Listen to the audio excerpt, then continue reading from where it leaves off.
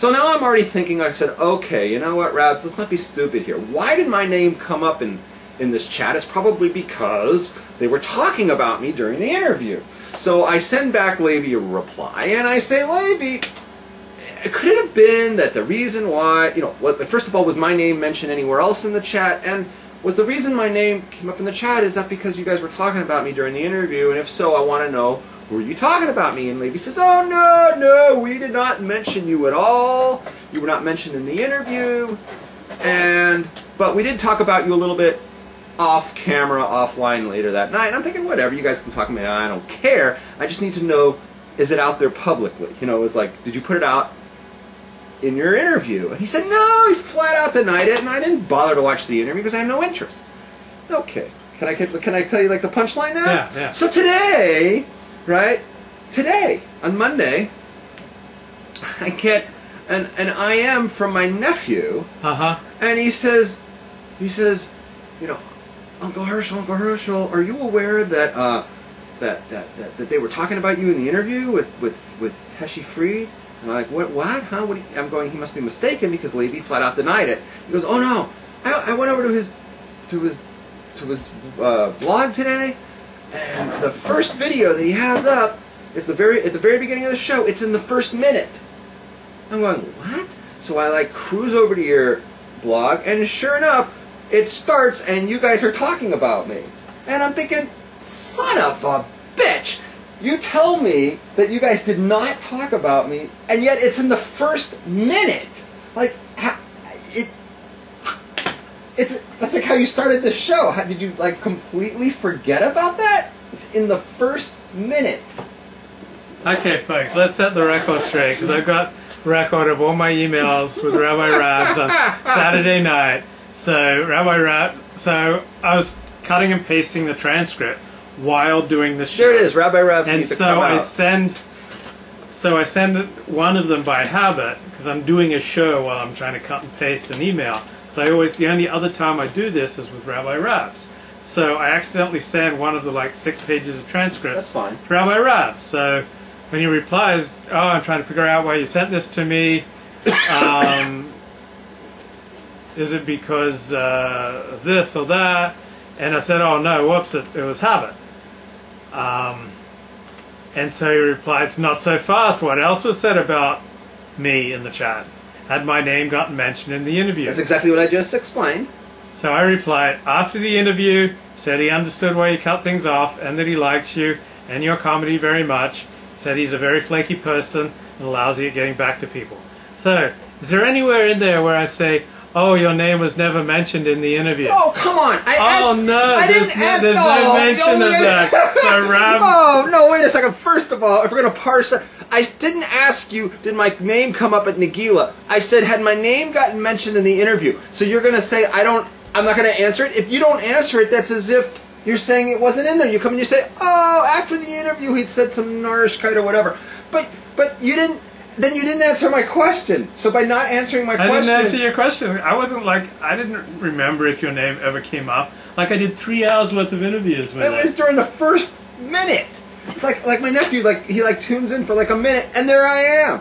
And I'm like, we haven't seen the rest of the interview. I'm assuming I wasn't mentioned anywhere else, but like now I'm like tempted to watch the whole damn thing, because maybe I'm mentioned like 10 times. Who knows? No, you only mentioned it at the beginning. Are you sure? Why couldn't you tell me that on Saturday night? I had a lot of things on my mind. I didn't remember. Can you do something with those 2 things? They're like driving me crazy now. Just cut them off or something. Circumcise your beard, man. All right. So I sent that response to Rabs, and he replies, oh, okay, so my name never came up during the actual interview. That's good.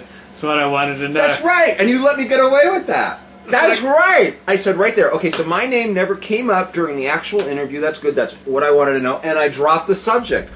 And you let me get away. You gave me Gnavis Das. You gave me the wrong impression intentionally. That's as if you lied to me. It's the same thing. Gnavis Das is no different. If you let someone get the wrong impression, walk off with the wrong answer, it's as if you gave them the wrong answer. Shame, shame, shame.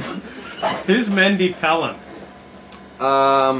It's a Rabs wannabe. Why? Is he in the room? Boy Wonder says I want to look like Mendy Pellin. He's a Rabs wannabe. He's actually like doing my act one for one. You know, because like what was I doing? I was an actor, right, and a comedian on stage. I was like the first one, right?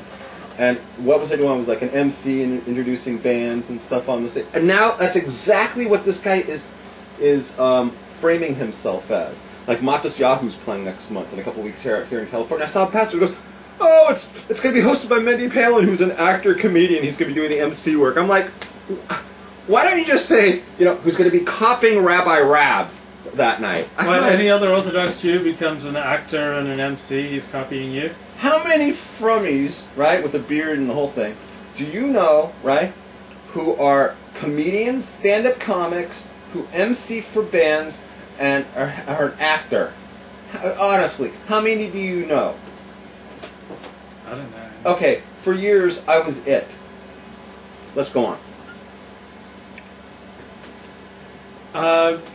You'd agree that like Heshi Fried is like a brilliant sociological. I don't want to talk about him. Okay, whereas you guys were like free to start talking about me. I'm I'm above the what do you call it?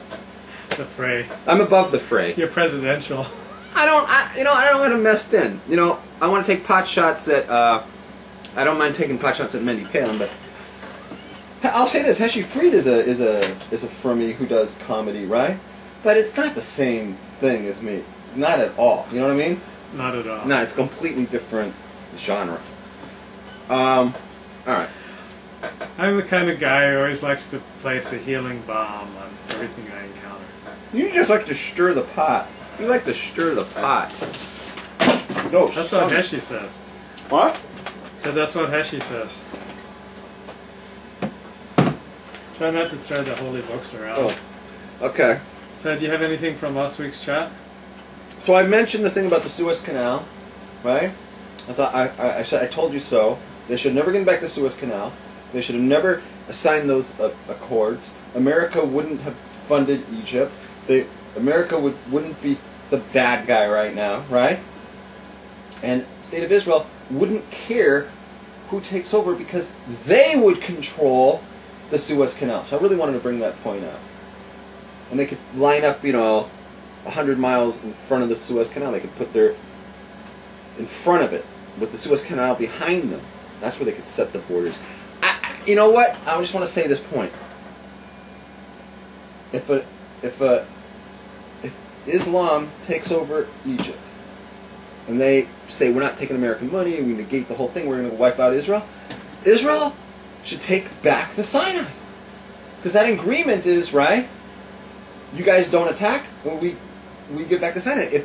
If they attack, Israel should take the Sinai and the Suez Canal back. That's what I have to say. Like if Islam takes over Egypt, they could be like Hillsdale College, because Hillsdale College is the only college that doesn't take any federal government funding. So they can do their own thing. What is that? Well, they're not. If you take government funding, every college takes government funding. Then you have to abide by government rules. Oh, okay. You have to allow like gay clubs and like YU has gay clubs. What a shanda! What a Hillsdale's an evangelical Christian college. Oh, I'm going to go there. And they don't take any federal government funding, so they can do what they want. Good for them. So if Egypt went Hillsdale, they wouldn't take American funding, and then they wouldn't have to have gay clubs. They wouldn't have to be friends with Israel. They could just do their own thing. And they could grow their... They could grow their beards. Rastafarian love. Rastafarian. Oh, yeah. But you know what? There's something in that from the Torah that we talked about ourselves only a couple of weeks ago. It was just a few weeks ago. It was just a few parshas ago. That has to do with what's going on over there.